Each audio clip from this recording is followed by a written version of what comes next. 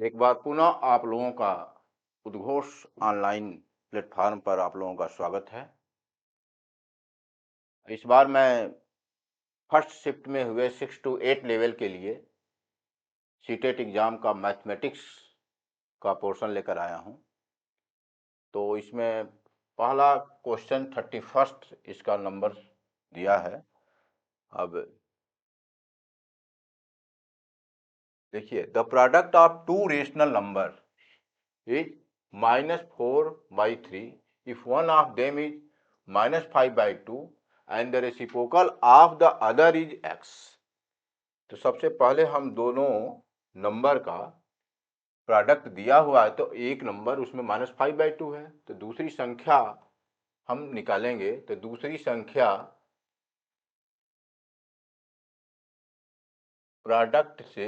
Product में पहली संख्या को डिवाइड करेंगे तो दूसरी संख्या आ जाएगी, यानी -4/3।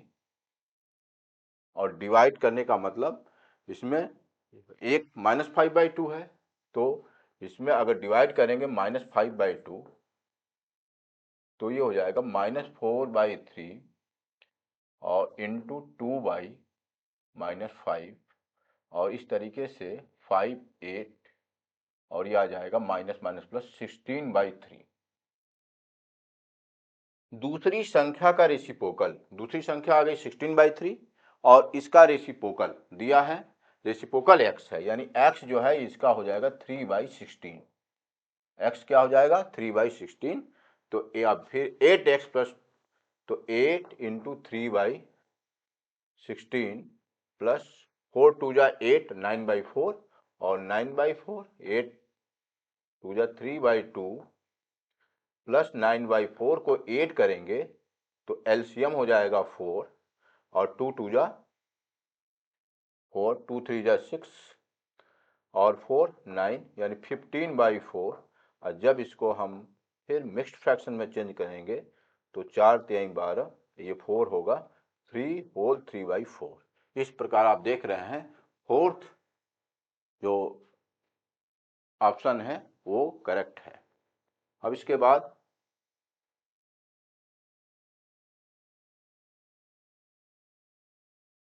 फिर इसमें 32 क्वेश्चन देखिए। यह 32 जो 32 का इसमें देखिए सॉल्यूशन कह रहा है कि 4x² प्लस 9। देखिए कल भी आया था इसी तरीके का क्वेश्चन, एकदम सेम क्वेश्चन यही था। 9y² प्लस 12xy और -5 2x प्लस 3y -14। इसका एक फैक्टर पूछ रहा है कि इसका एक फैक्टर क्या होगा। तो आप देख रहे हैं इसका कि देखिए यह किसका स्क्वायर है, यह देखेंगे तो 2x प्लस 3y का स्क्वायर है और यह -5 2x प्लस 3y और -14। अब यहाँ पर 2x प्लस 3y को t ले लीजिए तो ये हो जाएगा t² -5t -14। अब यह क्वाड्रेटिक इक्वेशन में चेंज हो गया, क्वाड्रेटिक एक्सप्रेशन। अब इसके बाद 14 का दो पार्ट करिए तो आप देख रहे हैं कि 7 2 जा तो 7t प्लस 2t -14, तो ये हो जाएगा t -7 और प्लस 2 कॉमन t -7 और यह t -7 और t प्लस, इस तरीके से इसमें फैक्टर निकल गया। अब t -t के स्थान पर जब रख देंगे 2x प्लस 3y -7, तो ये एक फैक्टर होगा जो इसमें दिया हुआ है 2x प्लस 3y -7। ये तीसरा विकल्प इसमें सही होगा 32 में।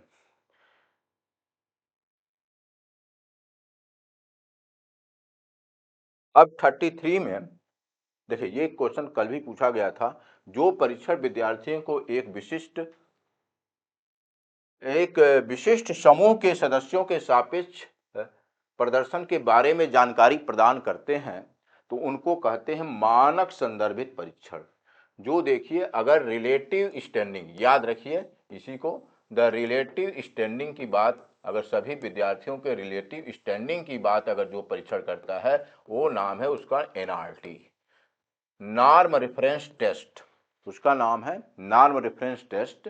जबकि एक सीआरटी होता है, जिस तरीके से सीआरटी में क्या होता है कि सीआरटी में रिलेटिव स्टैंडिंग की बात नहीं की जाती है, इसमें एक आपका विशेष कट ऑफ स्कोर होता है और उस कट ऑफ स्कोर को प्राप्त करना प्रत्येक स्टूडेंट के लिए आवश्यक होता है। जैसे आपका सी टेट का एग्जाम, सी टेट का एग्जाम एक सीआरटी का एग्जाम्पल है।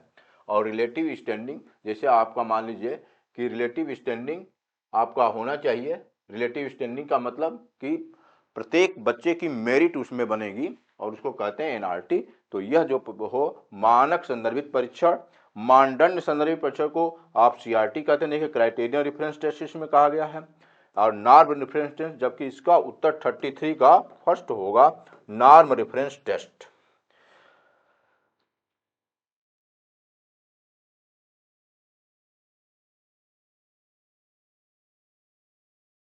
अब 34 क्वेश्चन है आपका, देखिए इसमें यह है, कोई संख्या कभी भी अपने वर्ग से बड़ी नहीं होती, कोई भी संख्या अपने वर्ग से बड़ी नहीं होती।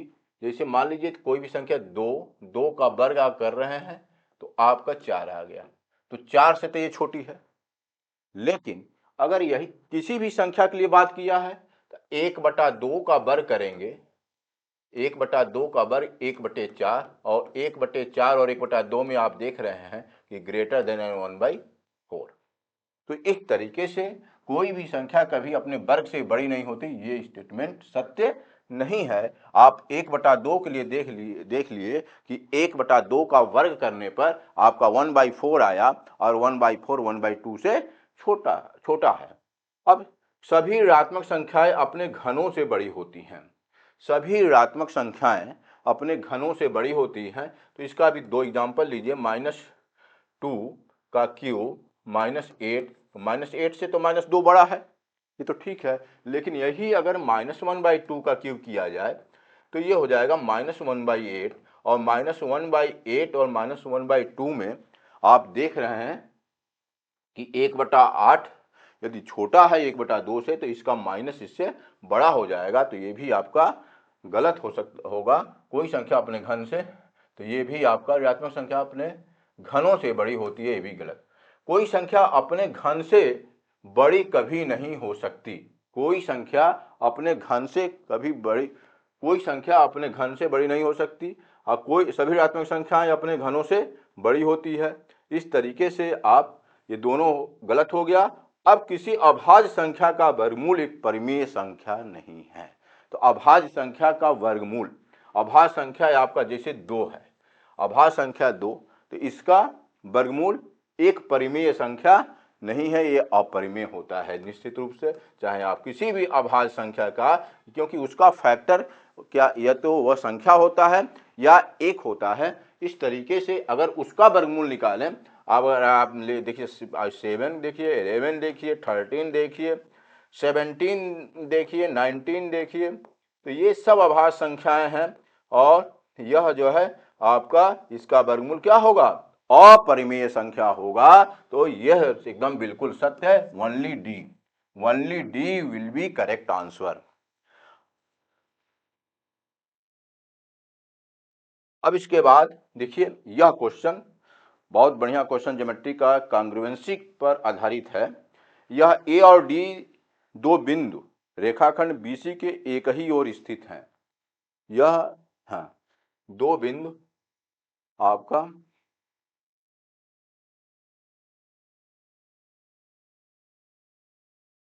कह रहा है कि ए और डी दो बिंदु रेखाखंड बीसी के एक रेखाखंड है, रेखाखंड बीसी, और दो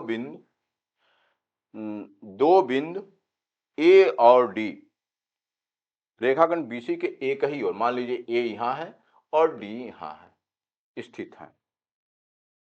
इस प्रकार है कि A B 5 centimetre, A B को मिला दीजिए तो ये 5 सेंटीमीटर है। AC 8 centimetre, AC 8, AC diagonally मिलाना है तो ये 8 सेंटीमीटर, और BC 4 सेंटीमीटर है, BC कितना है 4 सेंटीमीटर, और BD 8 सेंटीमीटर है, BD कितना है 8 सेंटीमीटर, ये भी डायगनली मिलाना है, ये भी 8 सेंटीमीटर लिख दीजिए 8 सेंटीमीटर, और CD 5 सेंटीमीटर, CD आपका 5 सेंटीमीटर।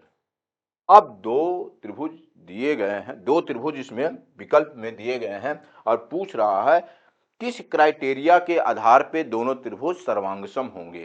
तो 4 क्राइटेरिया है और जाहिर सी बात है कि अगर भुजाएं दी गई हैं तो आप निश्चित रूप से को एंगल तो दिया नहीं गया है तो एंगल आप लेंगे नहीं, आप ये क्राइटेरिया ही चूज करेंगे SSS। अब आइए देखते हैं कि SSS किस में दिया गया है। तो देखिए यह तो नहीं एंगल दिया है, इसमें भी एंगल दिया है, इन दोनों को आप इस तरीके से कैंसिल कर सकते हैं। ABC और DBC, लाइए ABC को देखा जाए, ABC और DBC, हम जो तीसरा विकल्प है उसकी जांच कर रहे हैं कि वो सही है कि गलत है। तो यहां देखिए SSS यानी आप जिस क्रम में ये लिखा गया है उसी क्रम में बराबर होना चाहिए, AB बराबर DB होना चाहिए, BC बराबर BC तो है ही है, और AC बराबर DC होना चाहिए। अब आइए देखते हैं कि AB कितना है 5 और DB कितना है। तो DB देखिए इसमें 8 है, AB 5 और DB, तो ये हो नहीं सकता। देखिए AB BD कितना दिया है 8 दिया है और AB 5 दिया है। अब आइए चौथे विकल्प पे, चौथे विकल्प की जांच करिए। ABC और DCB दिया है, ABC और DCB दिया है। यहां ध्यान दीजिए AB, अब यहां देखिए जिस क्रम में आप लिखेंगे AB बराबर DC होना चाहिए, BC तो दोनों में है तो BC बराबर ही होगा, और AC बराबर DB होना चाहिए। अगर ऐसा है तो ये आंसर सही है। आप देखिए, आप आइए देखिए AB बराबर DC, यह 5 सेंटीमीटर दिया है, और BC बराबर CB, BC बराबर CB ये कॉमन है, ये कॉमन है, और AC बराबर DB कितना दिया है 8 सेंटीमीटर, ये 8 सेंटीमीटर दिया है। इस प्रकार चौथा विकल्प इसमें सही होगा, ये चौथा इसका सही आंसर है, 35 का 4 जो है वो सही होगा।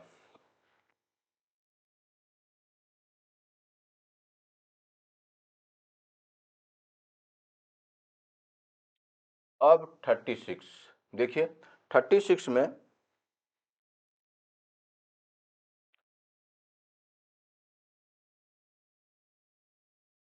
गणित शिक्षण में परियोजना विधि प्रोजेक्ट मेथड जो कैलपेट्रिक ने दिया है, निम्नलिखित कथनों में से कौन सा कथन सही है। आइए देखते हैं। यह क्रियामूलक ज्ञान, it is a method based on learning by doing, बिल्कुल एकदम सही है। यह आधारित कौन सा कथन सही है, ये देखिए है प्लूरल नंबर में, यानी एक से अधिक विकल्प इसमें, ये इसमें से सही होगा। यह एक ऐसी विधि है जिसमें अधिगमकर्ता की भूमिका सबसे कम है, बिल्कुल गलत। इसमें अधिगमकर्ता की भूमिका इसमें अत्यधिक होती है। यह एक ऐसी विधि है जो अधिगमकर्ता को एक खोजकर्ता में परिवर्तित कर देती है, बिल्कुल सही है।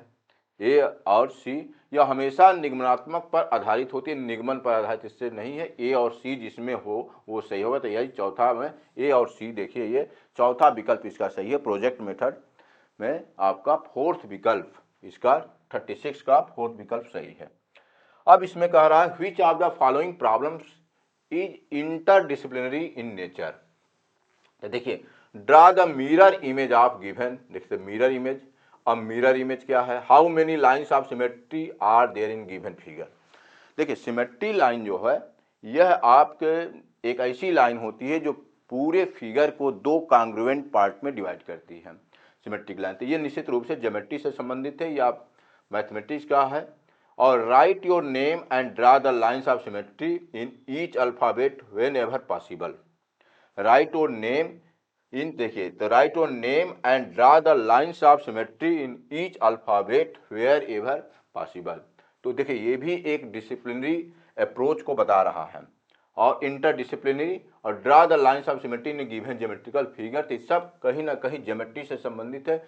और मिरर इमेज का मतलब होता है कि आपका मिरर इमेज का कहीं ना कहीं आपका जो रिफ्लेक्शन है, तो रिफ्लेक्शन किस में पढ़ा जाता है आपका फिजिक्स में। तो इसके आधार पर ये निश्चित रूप से 37 का पहला विकल्प इसमें सही होगा। ये इंटरडिसिप्लिनरी और सब ज्योमेट्री से संबंधित है।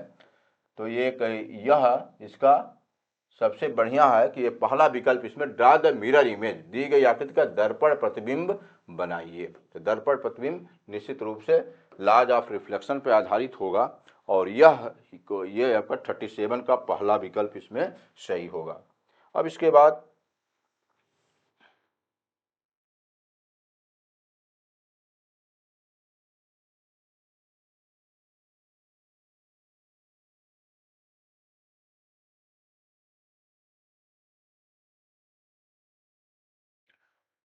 इसमें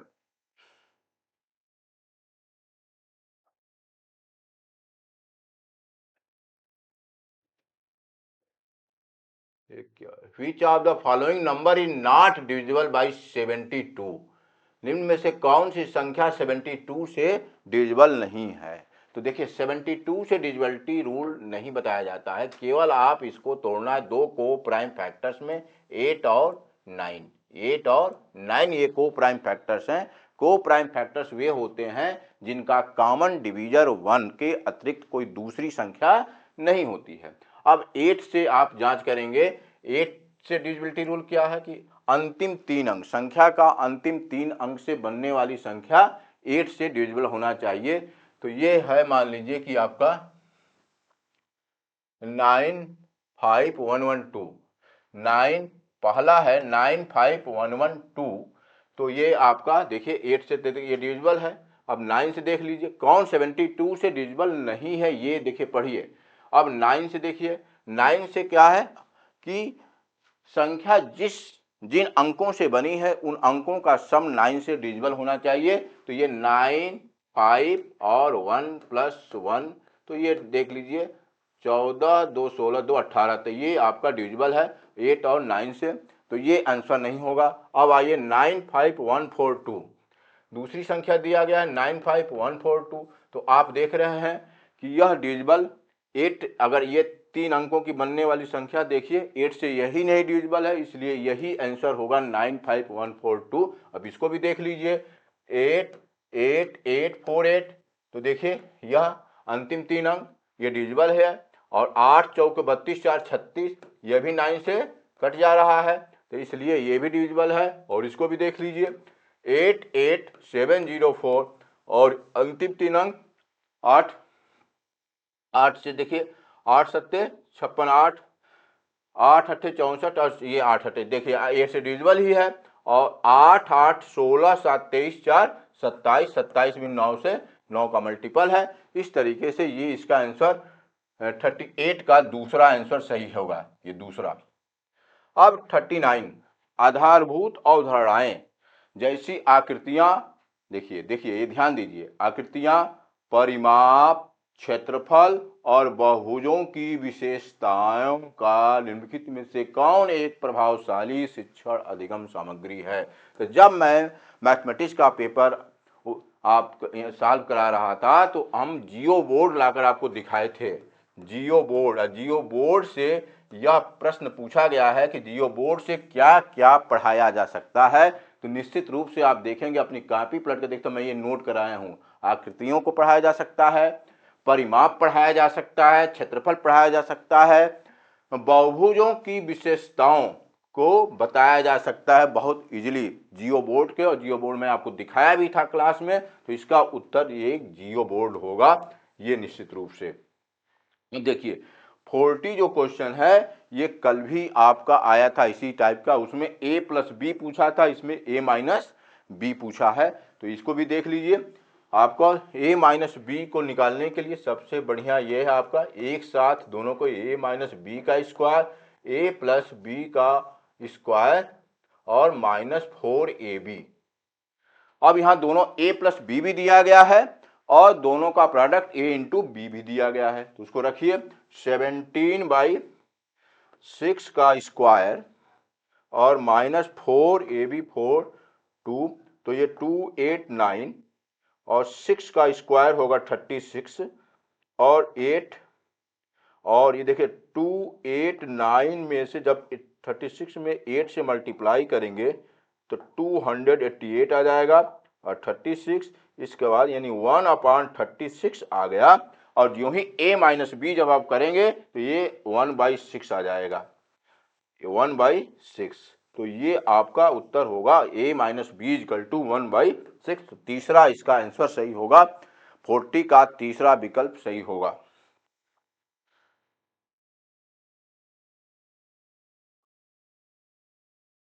अब देखिए 41 क्वेश्चन जो है,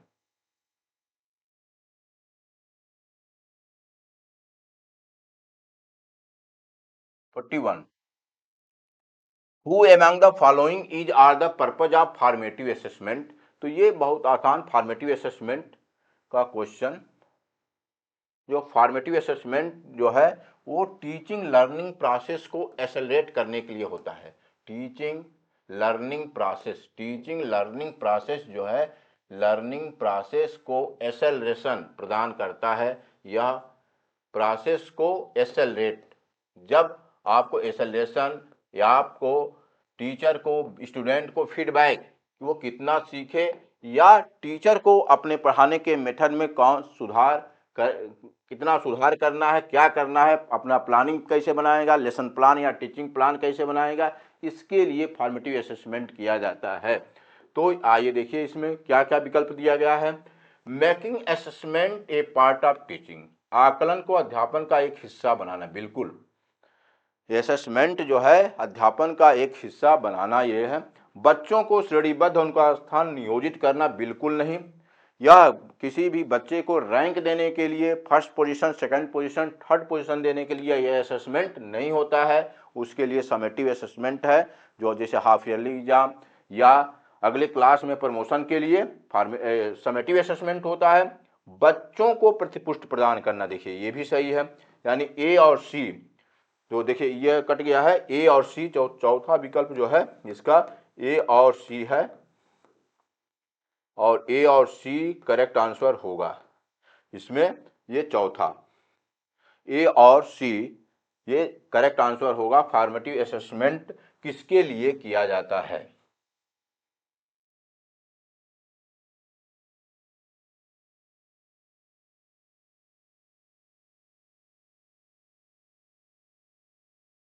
अब ये देखिए पाई चार्ट की बात किया गया। पाई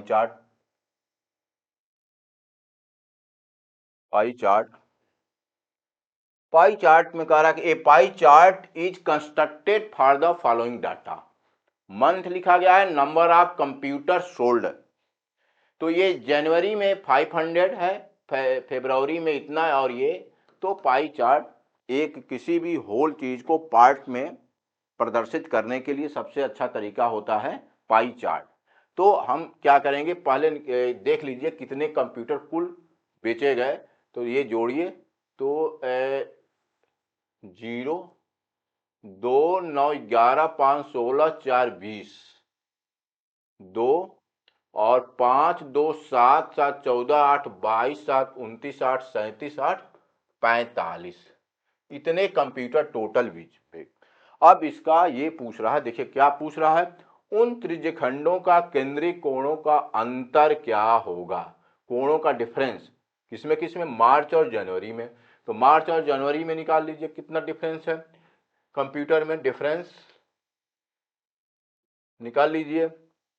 तो मार्च में 840 है, जनवरी में 500, तो 840 में से 500 घटा दीजिए, 340, और 4500 जो है एंगल पूरे को यानी 360 डिग्री को रिप्रेजेंट करता है। तो 340 जो है आपका 340 कंप्यूटर जो डिफरेंस आ रहा है वो कितने डिग्री को करेगा, क्योंकि डिफरेंस पूछा है।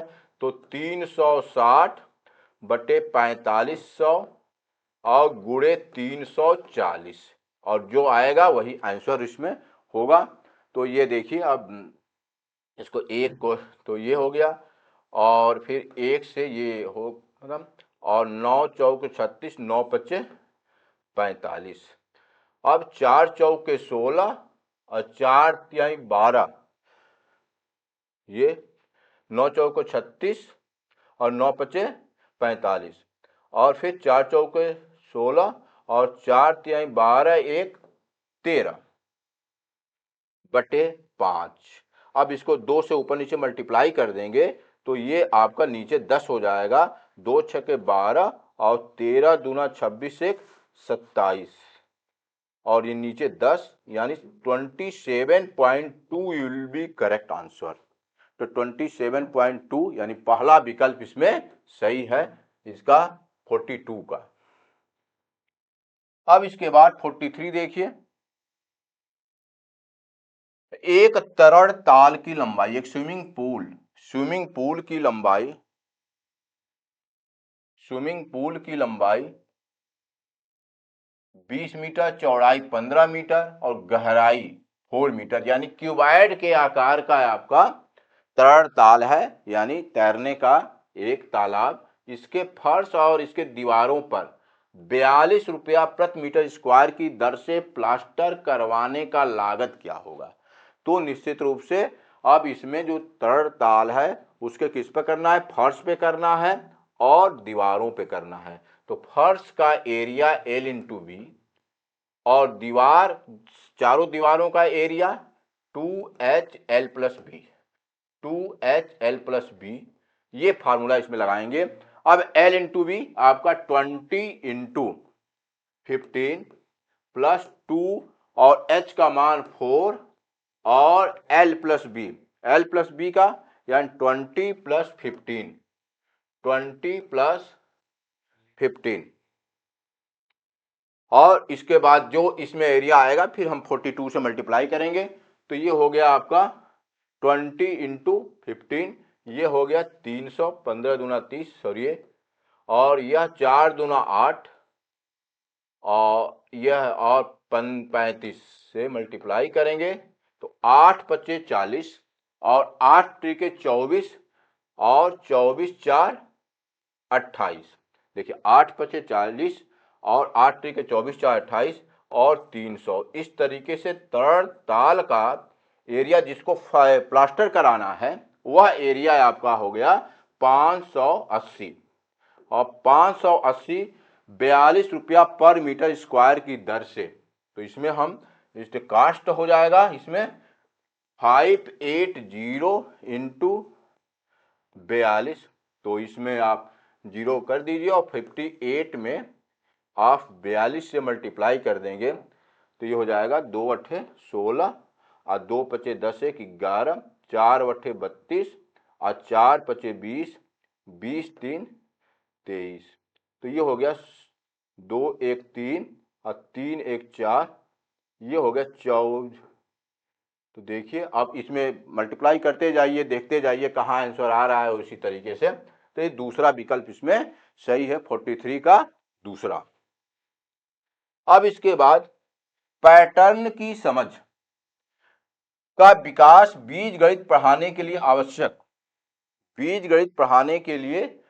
पैटर्न के समझ का विकास बीजगणित पढ़ाने के लिए आवश्यक माना जाता है, लेकिन कौन सा कथन सही कारण को निरूपित करता है। पैटर्न तुलनात्मक रूप से आसान होता है।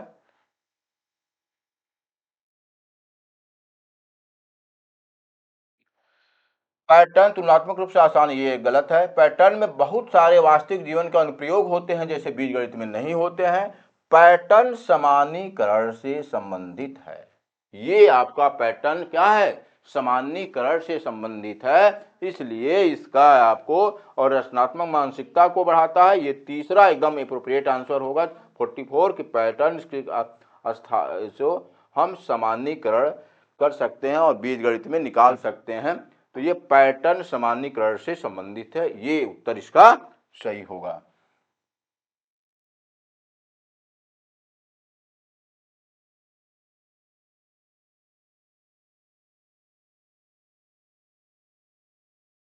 अब देखिए इसमें कह रहा है कि Rajiv invested a sum of 7,000 rupees at 20% per annum. For 1.5 years, compounded half yearly, compounded half yearly, compounded half yearly, ये कंपाउंडेड हाफ ईयरली पहला जो है कंपाउंडेड हाफ ईयरली 1.5 वर्ष के लिए निवेशित की जाए, जबकि ब्याज अर्धवार्षिक संयोजित था। और उनके मित्र अमित ने 8,000 रुपए की एक राशि, तो इसमें आपको करना क्या है, आप राजीव द्वारा प्राप्त ब्याज और अमित द्वारा ब्याज का अंतर, तो ये आसानी से आप कर सकते हैं। पहला निकालिए, आपका निकलेगा पहले ए, ये ध्यान रखिएगा ए निकलेगा, ए का डिफरेंस नहीं निकालना है, आपका कंपाउंड इंटरेस्ट का डिफरेंस निकालना है। तो ये होगा आपका 7,000 और इंटू 1 प्लस आर, रेट कितना है 20।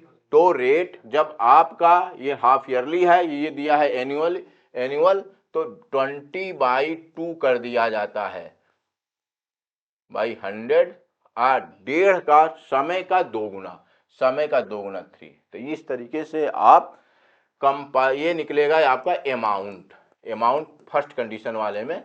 तो ये हो गया, आप देखिए अब ये 10 हो गया, और 10 से एक ये 10 हो गया, और इसे 1/10 करेंगे तो 11/10 इंटू 11/10 इंटू 11/10, तो ये हो गया आपका 7,000 इंटू 1,331, और फिर इसके बाद आपका ये 11 का क्यूब होता है ये, और ये कैंसिल। आप देखिए ये अमाउंट आया 7 1 जा 7, 7 3 जा 21, 2 और 7 3 जा 21 और 2 23, और 9317 ये रुपीज आ गया। तो ये आप कंपाउंड इंटरेस्ट निकालिए, CI फर्स्ट लिख दीजिए इसको, ये आपका हो गया 9317 माइनस 7,000, तो ये हो गया 2317।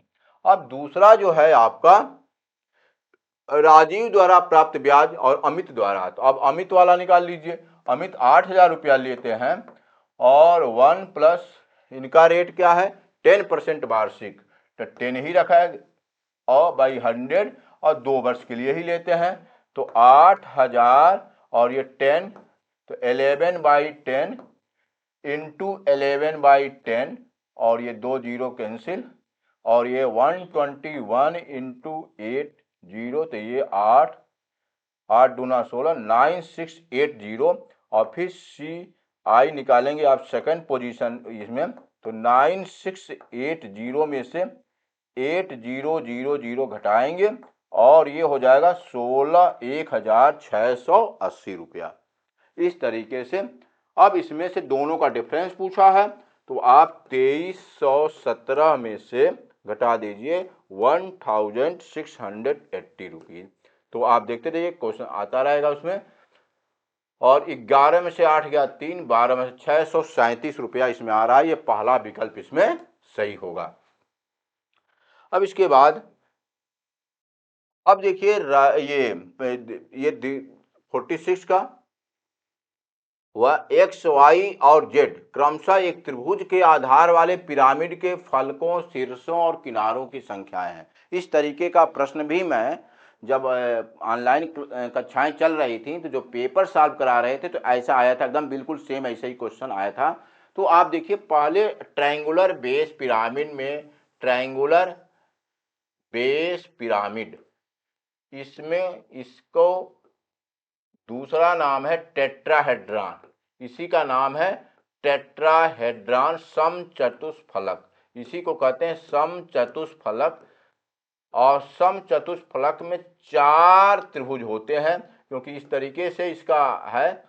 इसका अगर नेट बनाया जाए तो देखिए सब में त्रिभुज होंगे इस तरीके से आपका, तो एक त्रिभुज ये, दूसरा त्रिभुज ये, तीसरा त्रिभुज ये, और चौथा त्रिभुज ये, इस तरीके से टेट्राहेड्रॉन, और जाकर एक ही शीर्ष पे ये मिल जाते हैं। मतलब आपका इस तरीके से आप जाकर एक ही शीर्ष पे ये मिल जाते हैं टेट्राहेड्रॉन। और टेट्राहेड्रॉन तो अब आपको निकालना, जैसे एक्स जो है फेसेस दिया है, एक्स क्या दिया है फेसेस दिया है, तो फेस कुल कितने होंगे 1 2 3 4 त्रिभुज, और ये सब त्रिभुज होते हैं, याद रखिएगा यह सब त्रिभुज होते हैं। y जो है इसमें वर्टिसेस दिया है, तो वर्टिसेस त्रिभुज में 3 नीचे आधार में और एक जगह जाकर सभी इकट्ठा मिल जाते हैं, तो 3 1 4, यानी वर्टिसेज भी इसमें 4 ही होगा।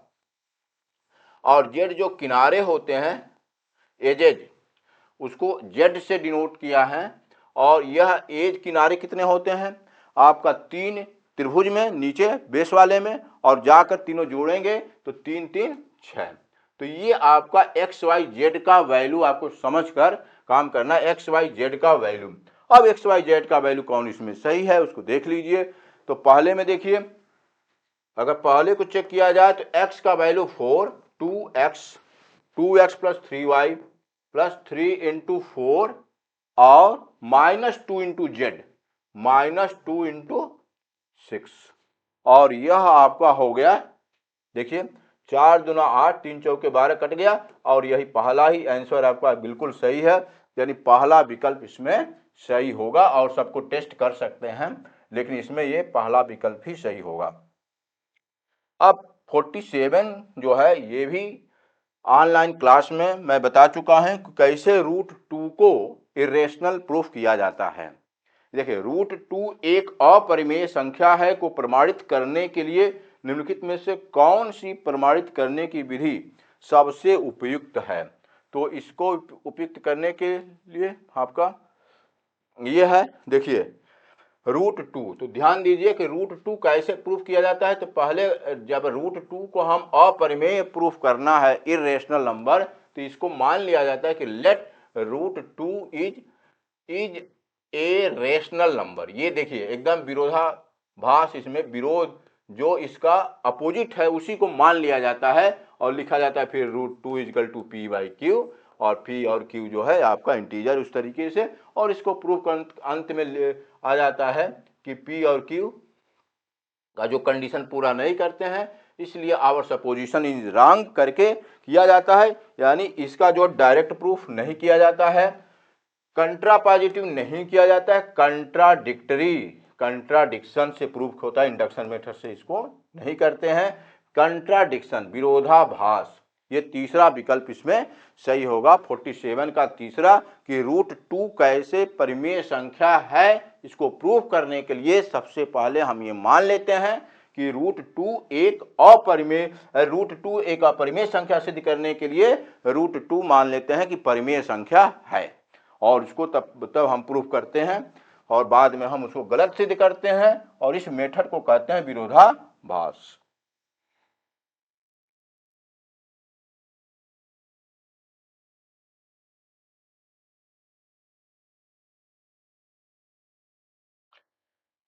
अब दिया है किसी बेलन की ऊंचाई उसके आधार की त्रिज्या के तिगुने के बराबर है।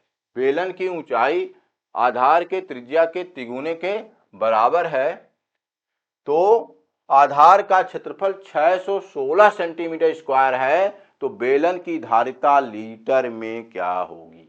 ये ध्यान दीजिए, बेलन की ऊंचाई, तो ये हाइट जो है, height of cylinder equal to आधार की त्रिज्या के तिगुना यानी 3r।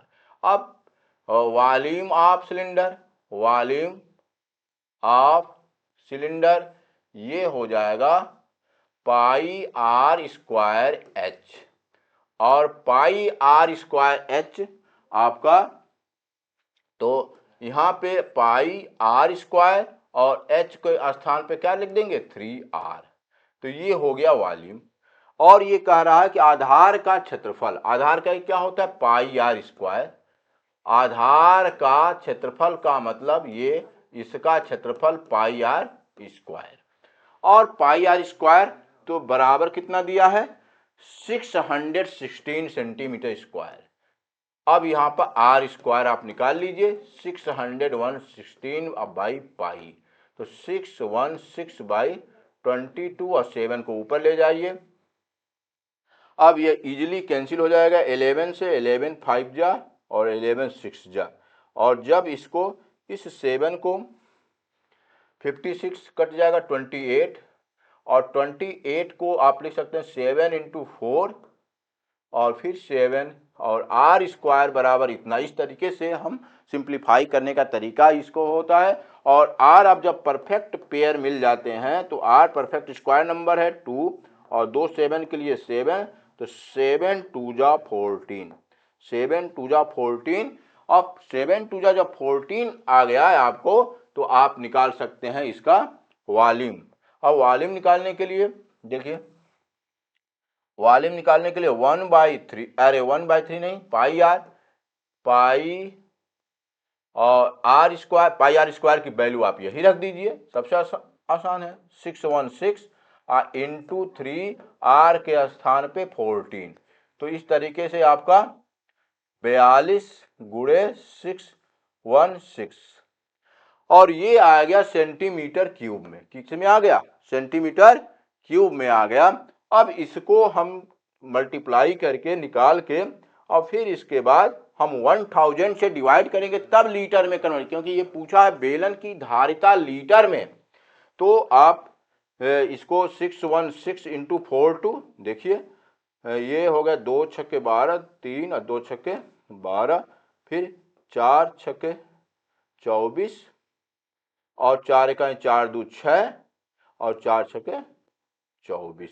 तो ये हो गया 2 4 3 7 और 6 2 8 और 4 1 5 और देखिए एक डिजिट किससे मिल रहा है, तो आपका देख रहे हैं। अब फिर 1000 से डिवाइड करेंगे तो ये लीटर में आएगा और ये आपका आंसर दूसरा होगा। देखिए 25.872 लीटर।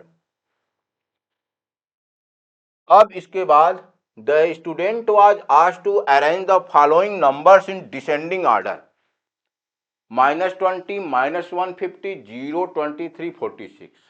लड़के ने ये लिखा, the student wrote the following answer. देखिए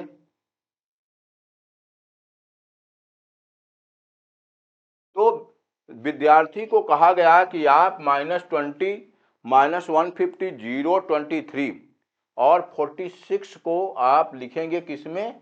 डिसेंडिंग ऑर्डर, अवरोही क्रम में। और लड़के ने लिखा है ये, तो इसके बारे में समझकर उत्तर देना है। तो विद्यार्थी ने संख्याओं को सही क्रम में लिखा है, तो सही क्रम में तो है नहीं, क्योंकि इसमें सबसे छोटी संख्या को पहले लिखा गया है, जबकि अवरोही क्रम में लिखने के लिए सबसे बड़ी संख्या क्या है? 46 है, 46 से शुरू करना चाहिए था, तो ये तो गलत हो गया पहला।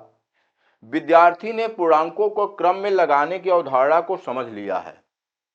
अब इस पर आपको विचार करना होगा निश्चित रूप से, किंतु उनको आरोही क्रम में व्यवस्थित किया है, व्यवस्थित करने की एक त्रुटि की है।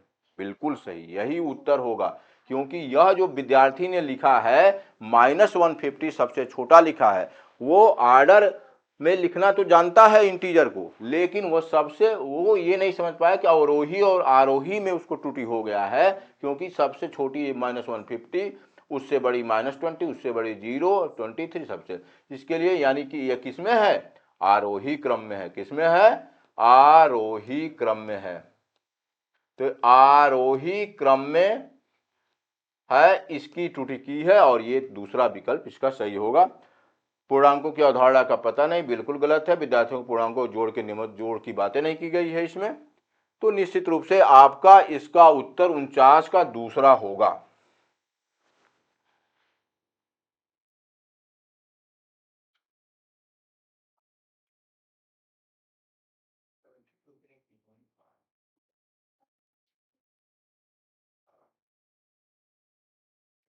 अब देखिए इसमें है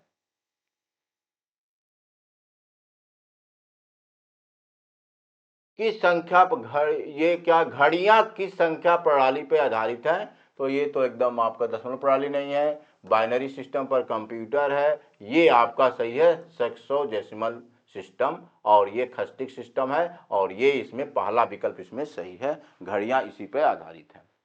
अब इसके बाद 51 क्या है? दो वृत्ताकार खेतों C1 और C2 के परिमाप क्रमशः 40 पाई मीटर और 96 पाई मीटर। तो मान लीजिए दो वृत्ताकार, 2 पाई R1 बराबर है 40 पाई, तो पाई से पाई कैंसिल कर दीजिए और R1 बराबर 20 आ जाएगा। इसी तरीके से 2 पाई R2 दूसरे खेत का 96 पाई है, तो पाई से पाई कैंसिल कर दीजिए, R2 इक्वल टू 48 8 आ जाएगा।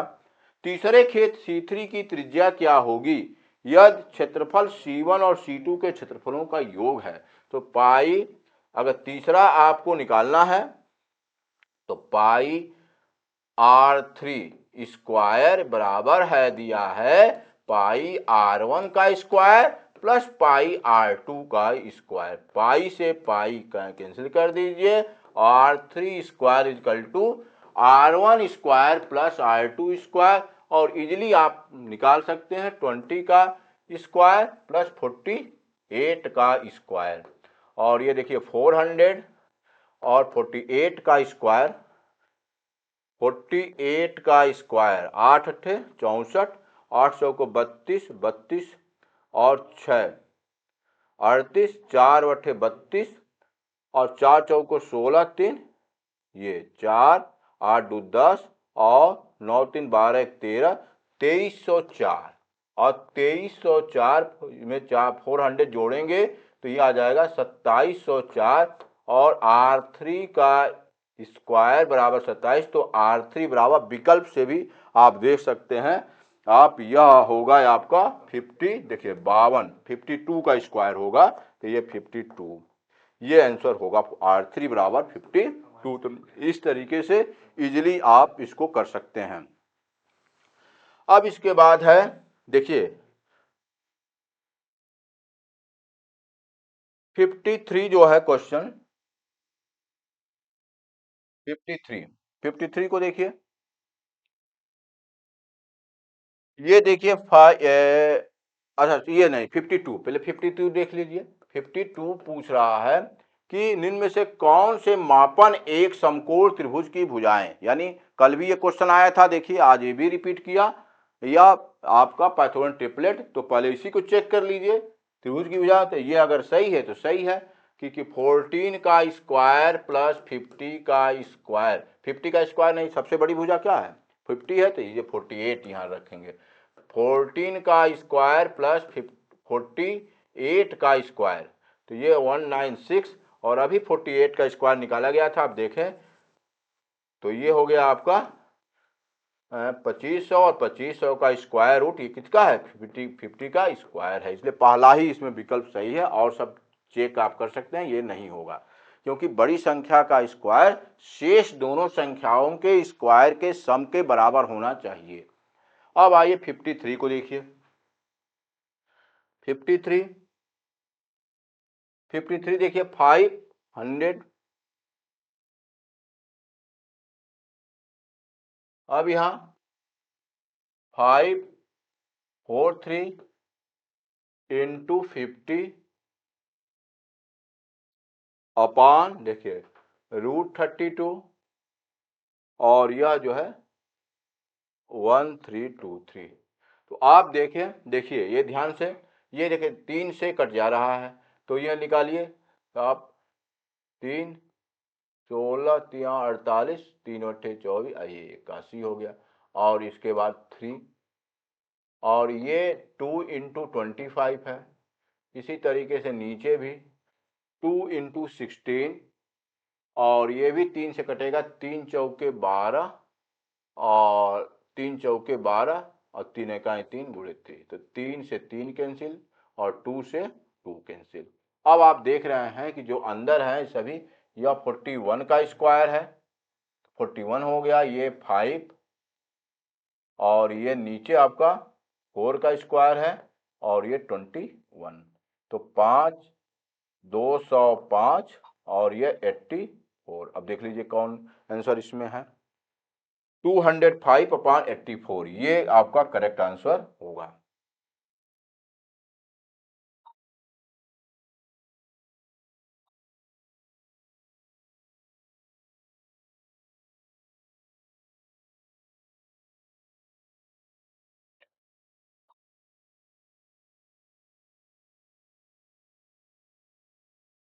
बस तो एक और रुपीज 38,250 पर बेचने पर रेनू को 15% का हानि होता है, तो निश्चित रूप से कास्ट प्राइस दोनों का निकाल लीजिए। तो 85 इजकल टू आपको लिखना है 382.50, तो 100 जो निकालेंगे तो ये हो जाएगा 382.50 बाई 85 इंटू 100। और ये देखिए कैंसिल हो जाएगा, 17 5 जा और 17 2 जा 4 और 17 2 जा और 17 5 जा और 5 20। और जब मल्टीप्लाई कर देंगे, 2 पचे 10, 2 दूना 4 1 5 और 2 दूना 4, 450। यानी ये कास्ट प्राइस आपका CP1 हो गया, कास्ट 450। इसी तरीके से इसमें बी को 616 रुपीज में बेचने पर 12% का लाभ होता है। यानी 112 इक्वल टू लिखेंगे 616, तो 100 बराबर हो जाएगा 616/1 तो इंटू 100। अब इसको आप निकाल सकते हैं। देखिए, या 6 से 12, 1 13, 2 से पहले काटिए, 250, 2 और ये 2 308, फिर 7 से ये कट रहा, ठीक है। तो 7 चौक 28 और 2 7 चौक 28, फिर 4 दूना 8 और 4 11 और फिर इसके बाद ये 50। तो ये हो जाएगा 550 रुपीज। अब इसके बाद आपका, अब दोनों को अगर दोनों को सीपी कंबाइंड निकाल के 550 या तो 1000 रुपया हो जाएगा। ये 1000 रुपीज सीपी हो गया। और एसपी कितना दिया है कंबाइंड, 1180।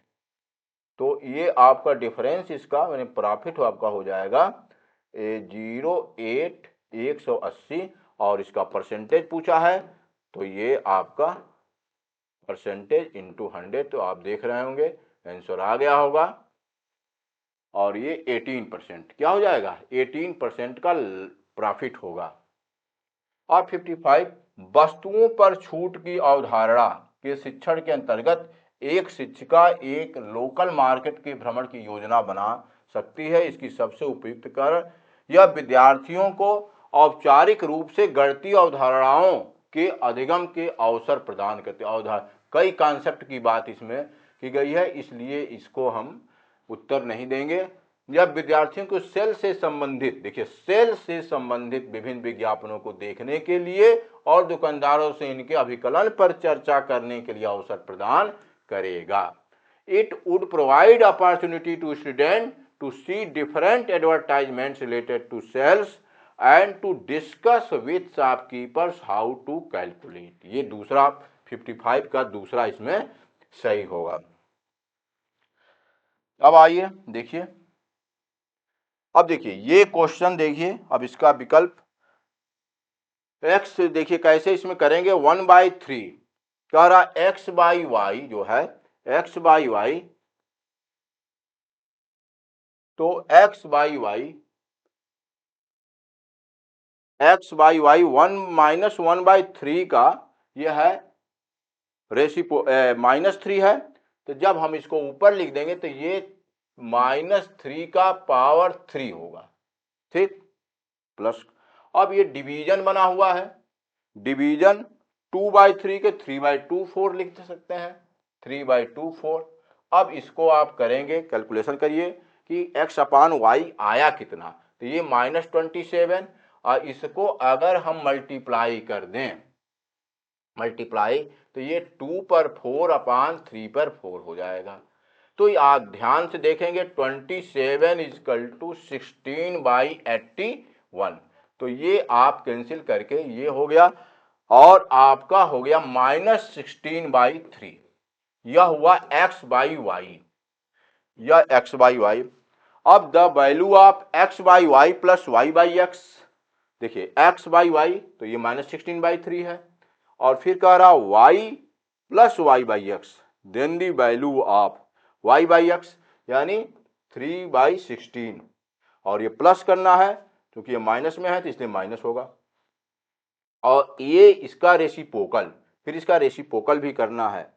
तो पहले इसको सॉल्व किया जाए, तो ये हो जाएगा -26 और ये हो गया -9/48 का पावर -1, तो ये हो जाएगा 256 265/48 और जब इसका रेसिप्रोकल हम करेंगे तो ये आज दे देगा -48/265। तो ये इसका वैल्यू आ गया, ये इसका into Y by X, into करना है -48/2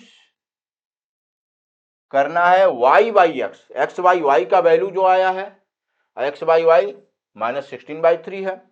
अब वाई बाई एक्स क्या हो जाएगा 3 बाई, देखिए वाई बाई एक्स हो जाएगा 3/16, 3/-16 और इसका फिर रेसिप्रोकल यानी फिर वही बात आ जाएगा -48/265 गुणे इसका रेसिप्रोकल करेंगे तो -16/3 ये आपका।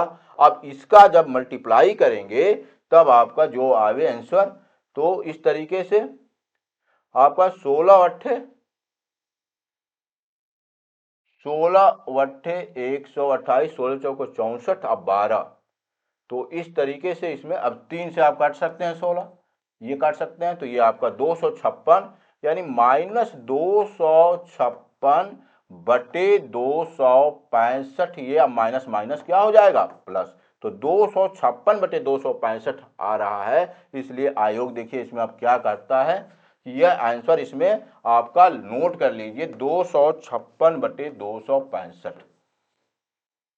ये आंसर इसमें आएगा। अब आयोग इसमें देखिए इस पर देना पड़ेगा। अब इसके बाद है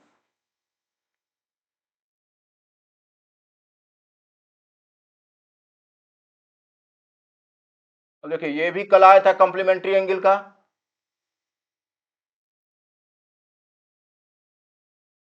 कि 2x-10 और 3x-50, 2x-10 और 3x-50 यह दोनों कॉम्प्लीमेंट्री हैं, तो दोनों का योग 90 डिग्री होगा। 5x-60 is equal to 2x-10 और 3x-50 कॉम्प्लीमेंट्री, तो ये हो गया 90 डिग्री। अब 90 डिग्री करेंगे तो इससे जब सॉल्व करेंगे तो ये आएगा x इज इक्वल टू 30। अब x इज इक्वल टू 30 का 4x + 40 का वैल्यू निकालना है, तो 4 × 30 + 40, तो ये होगा 120 + 160, कितना हो जाएगा 160। अब 58 देखिए, किसी चतुर्भुज ABCD में AB parallel DC, AB parallel DC, AB parallel भी है और ABCD के बराबर भी है, और कह रहा है को एंगल B जो है आपका ABCD, तो AB, तो एंगल B 70 डिग्री है, एंगल B 70 एंड AB बराबर CD, ये पैरेलल भी है बराबर भी है, तो पैरेललोग्राम की बात कर रहे हैं PB और CD, तो कौन सा, तो आप देख लीजिएगा पैरेललोग्राम है तो ये 110 होगा, ये 110 होगा और यह होगा 70 डिग्री। इस प्रकार जो आप देखिए आप इसमें विकल्प में मिलाइए A equal to 70 degree, A equal to B 70 degree दिया है, तो A 70 तो होगा नहीं, और A इजकल टू 70 दोनों में A 70, तो ये आप दोनों नहीं होंगे। अब A यहाँ देखिए A इजकल टू 110 और C इजकल टू 110, तो ये आपका A और C, ये चौथा विकल्प इसमें सही होगा। अब 59 देखिए, 59 कह रहा है if the median of the above data is 61.5 then the mean of the data, तो मीडियन के लिए देखिए इसमें लिखा है असेंडिंग आर्डर, जबकि आपके मीडियन के लिए जो असेंडिंग आर्डर की लिखने का वो पहले ही दिया है कि यह असेंडिंग आर्डर है, तो असेंडिंग आर्डर में क्या हो जाएगा, इसका मतलब कि यह मीडियन प्लग इन लीजिए कितनी संख्या है 1 2 3 4 5 6 7 8 9 10, तो 10, तो आपका 10/2th टर्म प्लस इसका अगला 10/2 + 1th टर्म बाई 2 ये मीडियन होता है। तो 10/2 और पांचवा पद 1 2 3 4 5 ए, फिर छठवां पद a + 3 है बाई 2 और यह दिया है 61.5 61.5। तो a + 3 इज इक्वल टू 2 × 10 और 2 × 2 = 3 और 2 × 6 = 12। तो ये हो जाएगा आपका 2a इज इक्वल टू 120। तो a इज इक्वल टू होगा 60 डिग्री, 60 a का वैल्यू हो गया 60।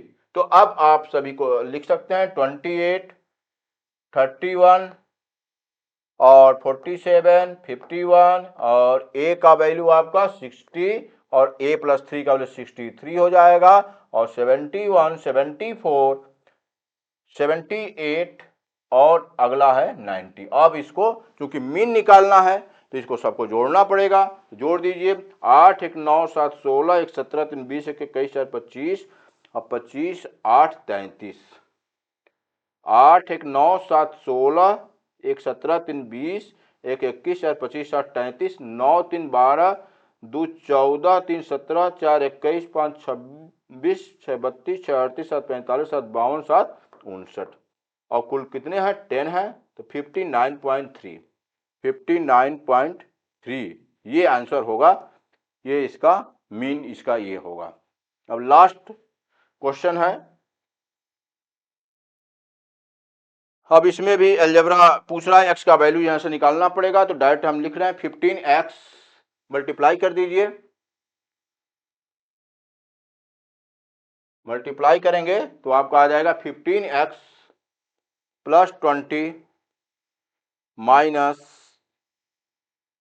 8 6 या 48x और माइनस दोनों में हो जाएगा 8 7 जा 56 और इक्वल टू दिया है 9x - 8। तो ये हो गया 15x और ये आपका तो ये हो जाएगा -33x और -36 हो जाएगा और इक्वल टू 9x - 8। तो फिर ये 36 और 9 तो ये -42x हो जाएगा। 36 उधर अगर ले जाते हैं 36 - 8 होगा प्लस तो ये -28 हो गया प्लस हो जाएगा। तो x इक्वल टू 28 बाई -42 14 दूना 28 14 तिया -2/3 और जब x का वैल्यू हम रखेंगे 3x + 4 तो 3 इंटू -2/3 + 4 तो 3 से 3 कैंसिल और 4 में से 2 गया 2 तो 2 आंसर इसका आएगा जो तीसरा विकल्प सही होगा। इस तरीके से लगभग सभी प्रश्नों को सही इसमें आपको एक्सप्लेन करके बताया गया और एक क्वेश्चन का उसमें आंसर नहीं आया है। देखिए आयोग क्या करता है। अब इसके बाद आपका ये आप देख लीजिए मिला लीजिए। Thank you very much.